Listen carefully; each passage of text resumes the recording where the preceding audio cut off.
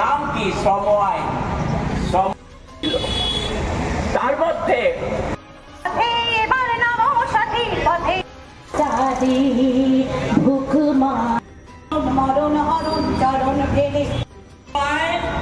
ইংরেজদের বিরুদ্ধে আমরা কোন অবস্থানের শাসকের হাতে এই শ্রমিকরা কাজ করবে।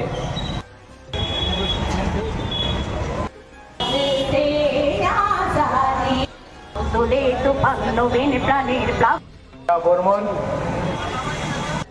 হবে না হবে জানা পর অনেক সময় পাবে।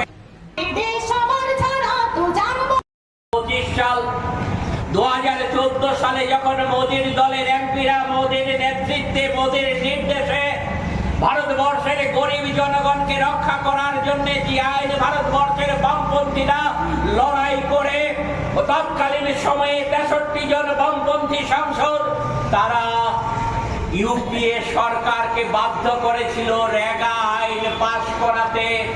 সেই রেগার সুফল যেটা গরিব মানুষ পাচ্ছিল, ভারতবর্ষের অর্থনীতিবিদরা ওই মোদীর এমপিরা পার্লামেন্টে রেগার বিরুদ্ধে বলার পর ভারতবর্ষের প্রথিতযশা অর্থনীতিবিদ, পৃথিবীর প্রথিতযশা অর্থনীতিবিদ, তার মধ্যে নোবেল পুরস্কার প্রাপ্ত অর্থনীতিবিদরা আছেন, তারা যৌথভাবে বিবৃতি দিয়ে এই কথাটা বলেছেন যে ভারতবর্ষের বর্তমান যে অর্থনীতির হাল হকিকত, এই অর্থনীতিটাকে ধরে রাখার ক্ষেত্রে রেগা একটা গুরুত্বপূর্ণ ভূমিকা পালন করছে। কি কারণে?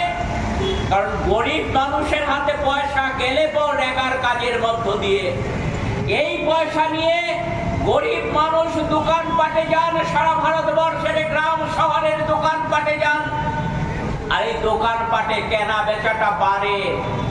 এর ফলে আমাদের দেশে তুলনামূলকভাবে বেকারদের সমস্যার কিছুটা হলো সমাধান করার, লাঘব করার তার সমস্যা এটার মধ্য দিয়ে সমাধান করা সম্ভব হয়েছে।